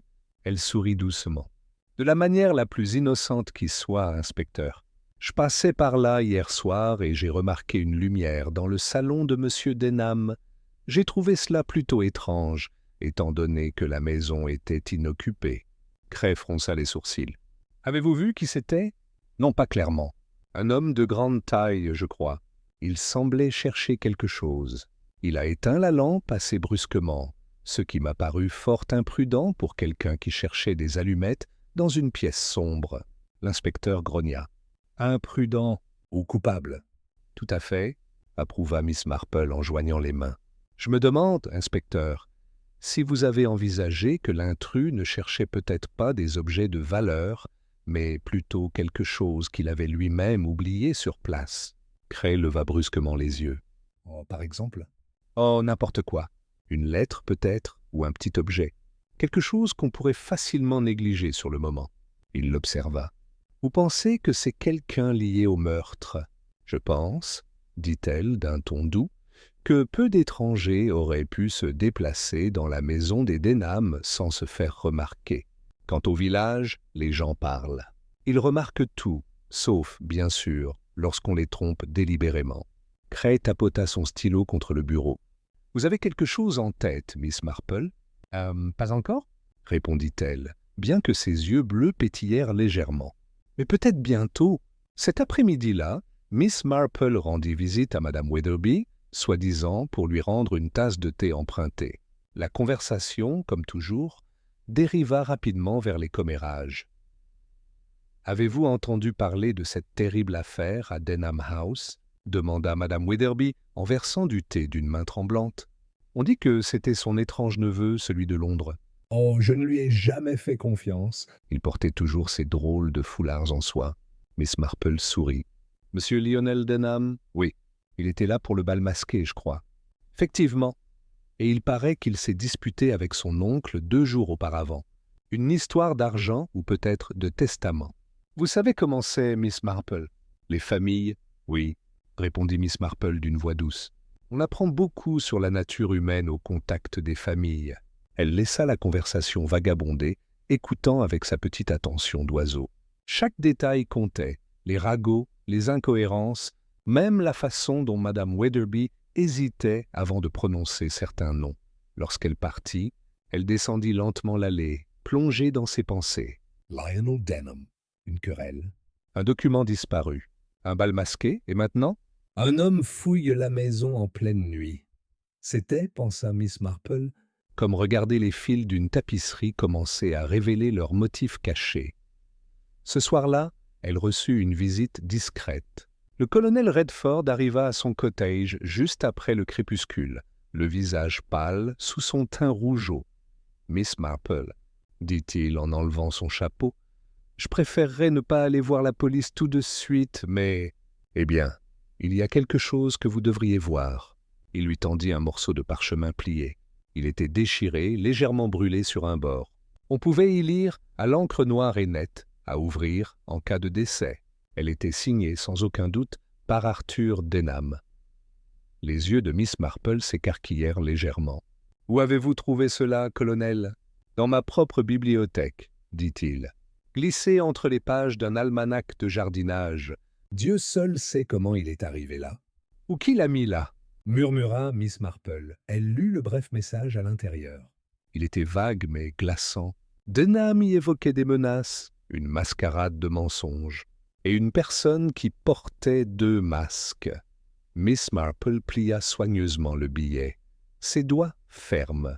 « Le 2e masque ?» dit-elle doucement. « Oui, cela explique beaucoup de choses, je crois. » Dehors, le vent gémissait sur les champs enneigés et la cloche de l'église sonna 9 heures. Au loin, les lumières de Denham House vacillèrent à nouveau. Miss Marple les regarda, le visage serein mais grave. « La pièce est presque terminée, » murmura-t-elle. « Il ne reste plus qu'à démasquer les coupables. » Le lendemain matin, le ciel était gris et sans vent, d'un gris anthracite. La neige recouvrait encore lourdement les haies, étouffant tous les bruits, si bien que même les cloches de l'église semblaient étrangement discrètes. Pour la plupart des habitants de Rose Hill, c'était un jour d'hiver comme les autres. Mais pour Miss Marple, il marquait le début silencieux de la fin. À 9 heures, elle avait déjà rédigé 3 billets, un à l'inspecteur principal Cray, un au colonel Redford et un 3e, formulé avec une certaine délicatesse, à Madame Wetherby. Chacun invitait son destinataire à prendre le thé à Denham House l'après-midi même, à 16 heures. Les invitations étaient rédigées avec une telle simplicité que personne ne devinerait le véritable but de cette rencontre. À 11h30, Miss Marple remonta elle-même l'allée de gravier menant à Denham House. Le gendarme de service à la porte fut surpris mais ne protesta pas. Après tout, elle dégageait une autorité tranquille qui décourageait toute intervention. La maison semblait immobile, comme si elle retenait son souffle. Les miroirs du couloir étaient recouverts de chiffons à poussière, et une légère odeur de cendres froides flottait dans le salon. Elle s'arrêta un instant près du bureau, celui qu'elle avait vu fouiller dans l'obscurité, et en examina le contenu. Rien ne paraissait déplacé, mais elle remarqua une légère empreinte dans la poussière, le long d'un bord, comme si un objet lourd avait été récemment déplacé. Ses yeux bleus perçants brillaient. « Curieuse ?» murmura-t-elle. « Très curieuse. » À 4 heures précises, ses invités arrivèrent. Le colonel Redford, le premier, ponctuel comme toujours, bottes cirées et moustaches impeccablement brossées. Puis Madame Weatherby, troublée mais intriguée. L'inspecteur en chef Cray arriva en dernier, l'air légèrement exaspéré. « Qu'est-ce que c'est que tout cela, Miss Marple ?» demanda-t-il. « Vous avez quelque chose à nous montrer, je suppose ?»« En effet, » dit-elle sereinement. « Entrez donc. Le feu est très agréable. » Ils se réunirent dans le salon.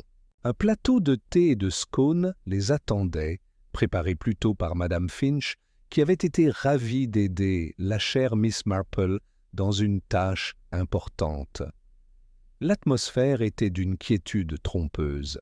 Dehors, le crépuscule s'intensifiait et la neige recommençait à tomber en flocons doux et réguliers. Lorsque tout le monde fut installé, Miss Marple prit la parole. « J'espère que vous me pardonnerez ce petit mensonge, » commença-t-elle doucement. Mais j'ai senti que ce que j'avais à dire était mieux dit ici, dans cette pièce. Le colonel Redford fronça les sourcils. « Que voulez-vous dire, madame ?» Elle esquissa un sourire. « Cela concerne la mort de M. Arthur Denham et la personne responsable. »« Je crains, colonel, que vous ne trouviez cela difficile à entendre. » Le colonel se raidit. « Mon Dieu, vous ne voulez pas dire... » »« Non, pas vous, » l'interrompit-elle gentiment. « Mais vous risquez d'être assez surpris de savoir de qui il s'agissait. » Cray se pencha en avant. « Miss Marple, si vous avez des preuves, vous nous ferez gagner beaucoup de temps en les énonçant clairement. »« Des preuves, dit-elle. Oui, et de la compréhension. Car les deux, voyez-vous, ne sont pas synonymes. » J'ai toujours cru que le crime n'est moins du mal que de la faiblesse, la vanité, la jalousie, la peur. Et ici, je crois que nous avons les trois. Son regard se porta sur la porte, et tous les regards se tournèrent vers elle lorsqu'elle s'ouvrit. Une silhouette élancée se tenait là, Lionel Denham. Il était rentré discrètement de Londres ce matin-là, expliquant aux gendarmes qu'il souhaitait régler les affaires de son oncle. Mais Miss Marple savait qu'il viendrait. Elle y comptait. « Monsieur Denham, » dit-elle avec la douceur d'une gouvernante s'adressant à un enfant qui a cassé une vitre, « c'est très gentil à vous de vous joindre à nous. » Lionel était pâle. « Que signifie ceci ? Juste une petite conversation, » répondit-elle. À propos d'un masque et de ce qui se cachait dessous, il ne dit rien, mais son regard se porta brièvement vers le bureau. Miss Marple suivit son regard. « Oui, ce bureau a été bien sollicité ces derniers temps. Dommage que vous n'ayez pas trouvé ce que vous cherchiez l'autre soir. » Cray se leva. « Tu as pénétré par effraction dans la maison, Denham ?» Lionel serra les poings. « À l'hiverne ?»« Je suis venu pour récupérer un document, » dit doucement Miss Marple. « Une lettre écrite par votre oncle, celle que le colonel Redford a trouvée cachée dans son almanach. Vous avez dû penser qu'elle contenait quelque chose. » « D'incriminant. » Lionel sentit son souffle se couper. « Mais non, vous savez, » poursuivit-elle. « Pas directement. Juste une allusion. Quelqu'un dans cette maison portait 2 masques. » Autrement dit, menait d'une double vie. Elle marqua une pause, laissant le silence s'étirer. « Ce n'était pas vous, monsieur Denham, » finit-elle par dire. « Vous vous êtes disputé avec votre oncle, certes, mais vous êtes impulsif, pas rusé. Le meurtrier, je le crains, est bien plus subtil. » Madame Weatherby laissa échapper un petit cri de surprise. « Alors qui ?» Le regard de Miss Marple se tourna vers le feu, la seule personne qui avait une raison de maintenir la mascarade, celle qui pouvait entrer et sortir librement de la maison Denham. celle en qui tous avaient confiance, et donc au-dessus de tout soupçon. Elle regarda droit dans les yeux à Mame Witherby, la femme pâlie. « Miss Marple, comment osez-vous » Mais Miss Marple poursuivit, imperturbable. « Vous étiez autrefois mademoiselle Evelyn Ashcroft, n'est-ce pas? La dame de compagnie de la défunte épouse de M. Denham. Vous êtes revenue à Rose Hill sous une autre identité, prétendant être veuve. Vous seriez peut-être passé inaperçue si vous n'aviez pas assisté au bal masqué, coiffée d'un masque vénitien identique à celui qui se trouvait dans le grenier des Denham. Monsieur Denham vous a reconnu et a menacé de révéler votre supercherie. » Le colonel laissa échapper un faible gémissement. Les yeux de Cray s'écarquillèrent. « C'était votre erreur, Madame Witherby, » dit gentiment Miss Marple. « Vous avez paniqué lorsqu'il a menacé de révéler votre véritable identité au village et de modifier son testament par la même occasion. Vous avez versé du poison dans son brandy pendant l'entr'acte du bal. Vous pensiez que le déguisement vous protégerait, mais vous avez oublié que les masques finissent par tomber. » Madame Witherby se leva en titubant. Sa tasse de thé se brisa contre la cheminée. « Ça ne devait pas se passer comme ça, » murmura-t-elle. « Il m'a déjà brisé. Je ne pouvais pas le laisser recommencer. » Cray s'avança. « Je crains que vous ne deviez venir avec moi, madame. » Miss Marple observa en silence Madame Witherby être emmenée. Un long silence s'installa. Dehors, la neige s'intensifiait, voilant les fenêtres. Finalement, le colonel Redford rompit le silence. « Parbleu, mademoiselle Marple, vous avez encore frappé. » « Mais comment le saviez-vous » Elle esquissa un sourire. « C'était très simple, en réalité. La nature humaine, colonel. Madame Witherby parlait sans cesse de masques. Pour plaisanter, bien sûr. Les gens ont tendance à se révéler à travers leurs métaphores. » Cray la regarda avec une sorte de respect. « Vous avez un esprit vif, Miss Marple. J'ose dire que Scotland Yard aurait bien besoin de plus de personnes comme vous. »« Oh, j'en doute fort, » dit-elle d'un ton doux. « J'ai bien peur de ne pas avoir le tempérament requis. J'aime beaucoup trop le thé. Et les commérages. » Dehors, l'horloge de l'église sonna 6 heures. Le feu crépitait doucement et Miss Marple, sereine et calme, versa le reste du thé dans sa tasse. Le bal masqué était enfin terminé. Le lendemain matin, l'aube était grise, froide et sans vent, comme si le village lui-même retenait son souffle après les révélations de la veille. La neige recouvrait encore les toits de Rose Hill, douce et immaculée, et la fumée des cheminées s'élevait en volutes droites et silencieuses. Au presbytère, la nouvelle s'était déjà répandue. « Miss Marple a encore frappé !» s'exclama Madame Pritchard à son mari en versant le thé d'une main tremblante. Le vicaire murmura quelques mots sur la justice divine et la fragilité humaine, mais il semblait plus que soulagé à l'idée que la paix puisse enfin revenir dans la paroisse. La paix n'était cependant pas encore tout à fait rétablie. Miss Marple, drapée dans son châle gris impeccable et chaussée de ses robustes bottes, se trouvait de nouveau à Denham House. La police avait pour l'instant terminé son travail et seules de légères traces de trouble subsistaient, quelques empreintes de pas dans le hall, une tasse cassée près de la cheminée. L'inspecteur principal Cray était retourné au commissariat avec Madame Witherby, sous escorte. Mais Miss Marple avait demandé la permission de rester un peu plus longtemps, juste pour mettre au point quelques petites idées, comme elle l'avait dit. La maison était désormais silencieuse, dépouillée de son ambiance dramatique. Dans la pâle lumière hivernale, le salon paraissait plus petit, plus humble. Un lieu où jadis quelqu'un avait lu au coin du feu ou joué du piano après le souper. Elle se tenait devant l'âtre, le regard fixé sur les cendres froides qui conservaient encore la faible trace du feu de la veille. Quelque chose scintillait faiblement parmi les restes calcinés. Elle s'agenouilla prudemment et, à l'aide des petites pinces en argent posées sur la cheminée, elle sortit un coin de ce qui ressemblait à du parchemin brûlé. La majeure partie s'était réduite en poussière noire, mais quelques mots restaient lisibles. C'était une lettre, ou ce qu'il en restait.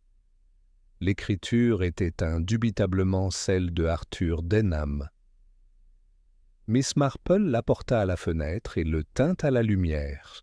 La première ligne était presque effacée, mais elle put tout juste distinguer quelques mots, s'il m'arrivait quelque chose. Ne faites pas confiance à celui qui se prétend le plus innocent. Elle le lut 2 fois, les lèvres pincées, pensives.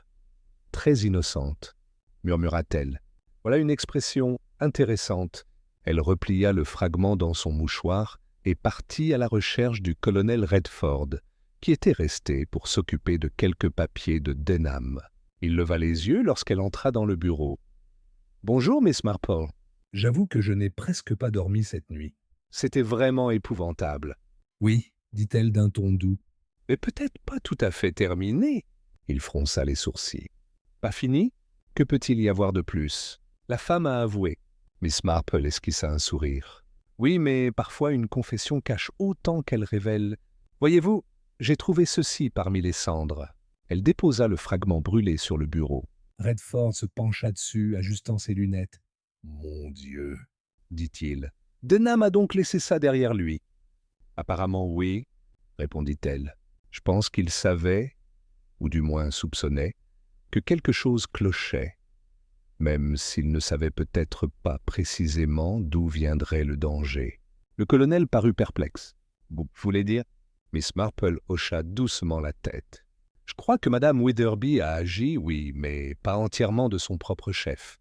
Elle était de nature faible et influençable, facilement manipulable par quelqu'un d'assez habile pour jouer sur ses peurs. » Il la fixa du regard. « Mon Dieu, Miss Marple. »« Vous voulez dire qu'il y en a un autre ?»« Pas le meurtrier, à proprement parler, » dit-elle doucement, « mais peut-être celui qui tire les ficelles. » Elle s'approcha lentement du bureau où les papiers de Denham étaient soigneusement rangés. « Il y a quelque chose d'étrange dans ce testament, » dit-elle en soulevant un des dossiers. L'inspecteur principal Cray a mentionné que la version la plus récente avait été détruite dans l'incendie, mais je me souviens très bien que M. Denham avait parlé de signer une seconde copie, léguant une partie de sa fortune à une œuvre de bienfaisance. Redford acquiesça. « Oui, il l'a mentionné au club, mais l'exemplaire qu'ils ont trouvé était ancien. Il a tout légué à son neveu Lionel. »« Exactement, » dit-elle en tapotant le dossier. Et pourtant, Lionel a paru surpris, sincèrement surpris, lorsqu'on lui a annoncé qu'il était l'unique héritier. Cela laisse supposer que le testament postérieur existait, mais que quelqu'un s'est assuré de sa disparition. Les yeux de Redford s'écarquillèrent. « Vous pensez que quelqu'un l'a détruit ?» Miss Marple esquissa son sourire doux et entendu. « Je pense que quelqu'un a aidé Madame Witherby, en échange de son silence, sur une toute autre affaire. Elle a peut-être administré le poison, mais elle n'était pas assez maligne pour simuler une disparition. Quelqu'un d'autre a mis en scène le drame, falsifié les documents, et l'a peut-être même persuadée qu'elle serait protégée. » Redford déglutit difficilement. « Et qui ? Monsieur Lionel Denham ?» dit-elle doucement. « Il n'a pas commis le meurtre, mais il en a profité. Et lorsque la panique s'est installée après l'arrestation de sa tante, il est revenu ici pour détruire la dernière preuve, le testament brûlé. » Elle regarda la neige tomber par la fenêtre. « C'est souvent comme ça, vous savez. » Un crime en engendre un autre, jusqu'à ce que même les innocents se retrouvent pris au piège du mensonge. Mais j'ose dire que la justice a une façon bien à elle de se manifester, discrètement, comme la glace qui fond. Un long silence s'installa entre eux. Finalement, le colonel Redford dit à voix basse « Vous comptez le dire à Cray ?» Miss Marple hésita, puis secoua la tête. « Pas encore. La justice doit suivre son cours, bien sûr. Mais je crois que le jeune monsieur Denham viendra bientôt me voir de son propre chef, et peut-être qu'une confession, une fois faite librement, sera plus bénéfique que n'importe quelle question de policier. » Elle ramassa son châle et se dirigea vers la porte. En partant, elle jeta un dernier regard en arrière, vers l'âtre froid. « C'est curieux, » et dit-elle doucement. « Même les cendres racontent des histoires, si l'on sait les écouter. » Ce soir-là, tandis que les lampes de Rose Hill brillaient doucement à travers la brume, Miss Marple était assise près de sa fenêtre, son tricot à la main. Dehors, la neige avait cessé, et les cloches de l'église sonnaient les vêpres. On frappa doucement à sa porte.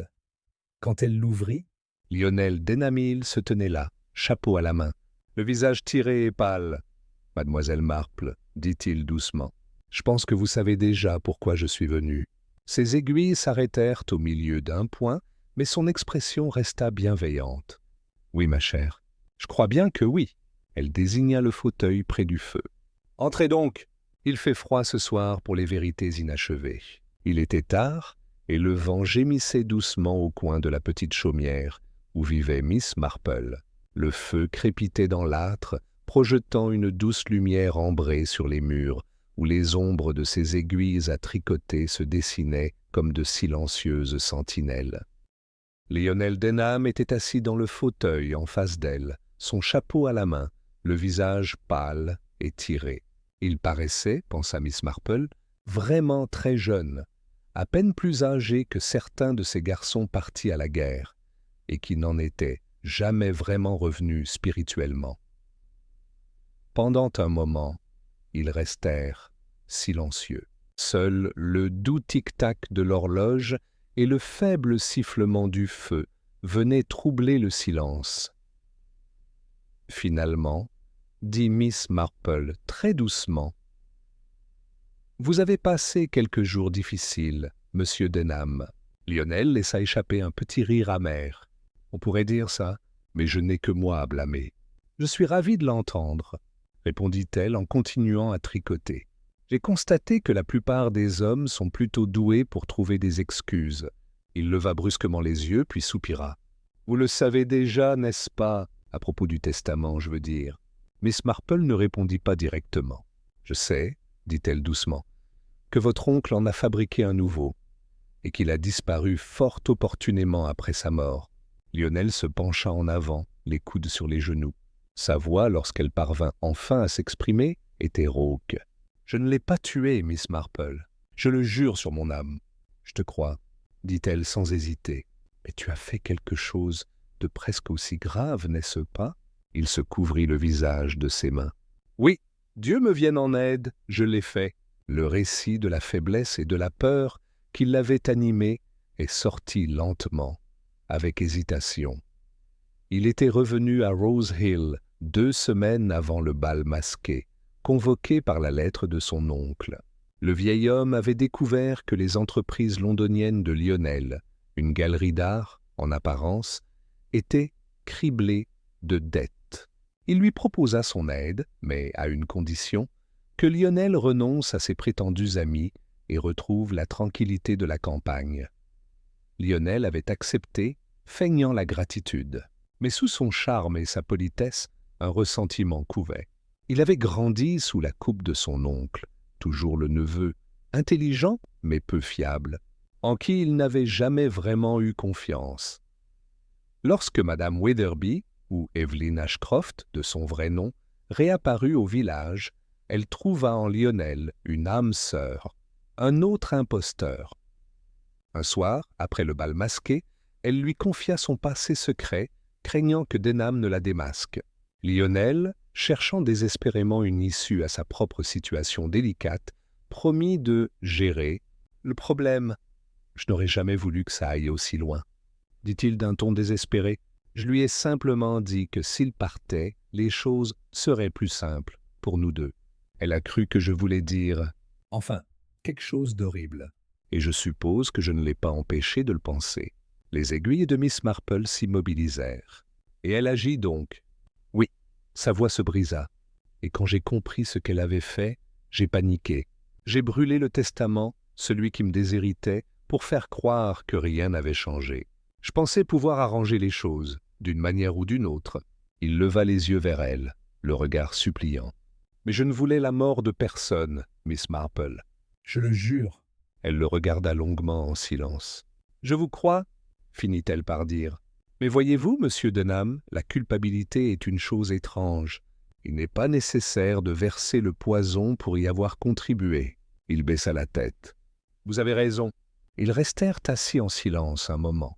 La lueur du feu vacillait sur le visage serein de Miss Marple, dont l'expression était à la fois bienveillante et grave. Finalement, elle dit Vous avez le choix, monsieur Denham. Vous pouvez aller voir les autorités et leur dire toute la vérité, ou vous pouvez laisser les choses en l'état et vivre avec la conscience qu'une femme mourra parce que vous n'aurez pas eu le courage de parler. Dans les deux cas, vous ne trouverez la paix que lorsque la vérité aura éclaté. Il leva les yeux, les larmes aux yeux. Dis-je-vous, vont-ils la pendre? La voix de Miss Marple était très douce. Ce n'est pas à vous d'en décider, mais j'ose dire que vos paroles pourraient la sauver de la potence. La loi est clémente envers ceux qui ont été trompés par autrui. Lionel hocha lentement la tête. Alors je leur dirai tout. Miss Marple esquissa un sourire en posant son tricot. Bien. Les aveux, monsieur Denham, sont un peu comme le printemps après un long hiver, froids au début, mais purificateurs. Il se leva en chancelant, prit sa main et la serra. « Vous êtes une femme remarquable, Miss Marple. »« Oh, pas du tout, » dit-elle avec son petit sourire modeste. « Je fais simplement attention. Les gens disent la vérité si on sait écouter et si on leur offre du thé. » Il laissa échapper un faible rire, puis disparut, s'enfonçant dans la nuit froide. Lorsque la porte se referma derrière lui, Miss Marple resta longtemps assise, le regard fixé sur le feu. Les flammes dansaient et crépitaient doucement, projetant leur lumière sur la pièce familière. Les petites figurines de porcelaine, le tic-tac de l'horloge, le châle à moitié terminé posé sur ses genoux. « Pauvre jeune homme !» murmura-t-elle. Et toujours la vanité, sous une forme ou une autre, le désir d'être admiré, d'être considéré comme intelligent, ou de cacher sa honte. Des motifs si futiles, et pourtant, que de mal ils font. Elle attisa doucement le feu, puis se rassit dans son fauteuil. Dehors, la neige commençait à fondre, et au loin, on entendait le ululement d'un hibou. Le bal masqué était bel et bien terminé. Les masques avaient brûlé, les secrets avaient été révélés, et la vérité, enfin, pouvait reposer en paix. Miss Marple esquissa un sourire, reprit son tricot et reprit son ouvrage. Le dégel fut lent cette année-là. Pendant des semaines après l'enquête, la campagne resta plongée dans un silence gris et morne, l'air lourd d'humidité et la terre réticente à s'éveiller. Puis, un matin, sans crier gare, les premiers crocus apparurent dans le jardin de Miss Marple.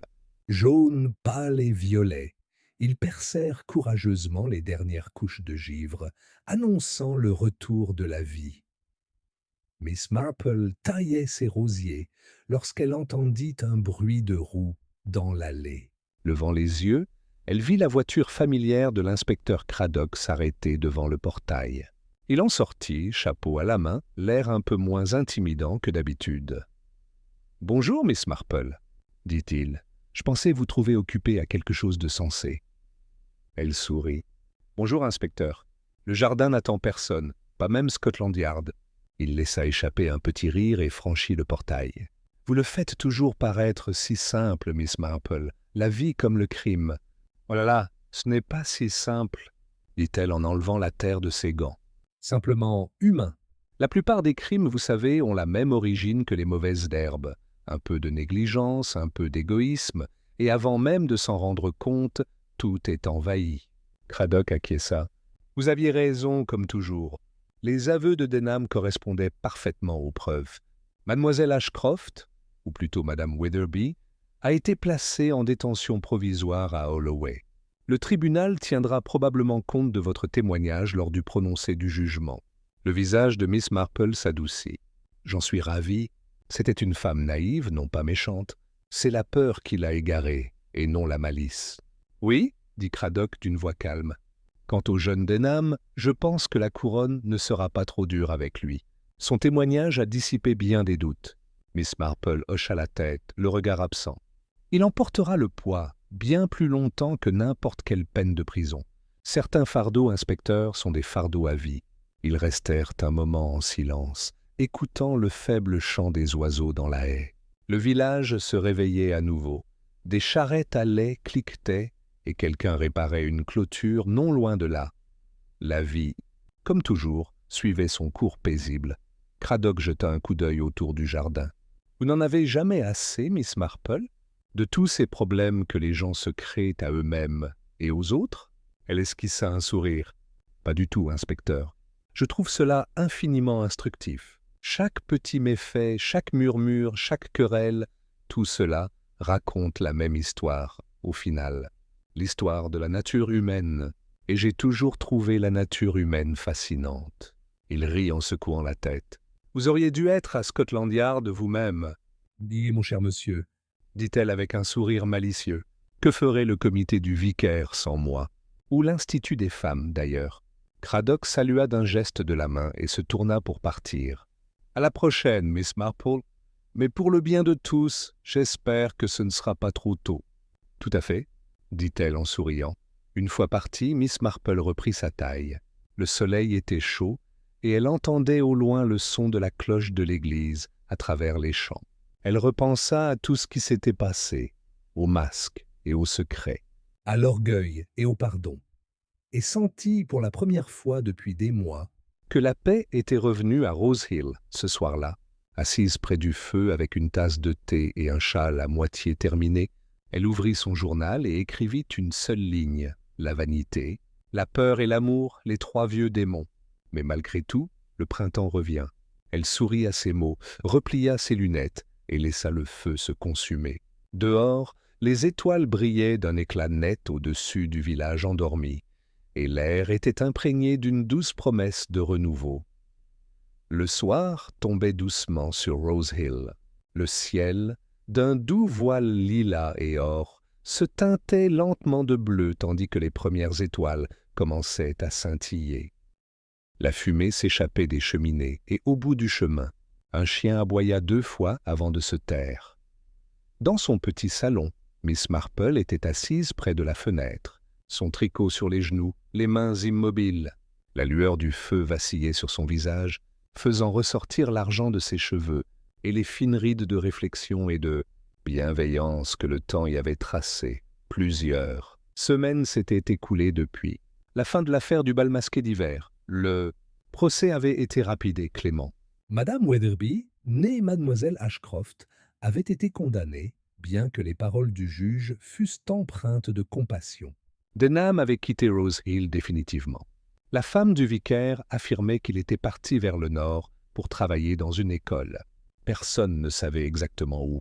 Personne n'avait posé de questions trop insistantes.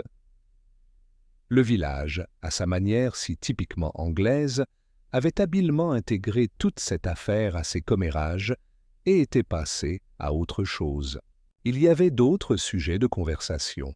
Les fiançailles de la nièce de Madame Larche avec un officier de marine, l'état du toit de l'église et l'étrange rumeur selon laquelle le châtelain envisageait de vendre le pré Est. L'ombre du bal masqué s'estompait, ne laissant derrière elle que des murmures et peut-être une conscience plus aiguë de la fragilité de la paix.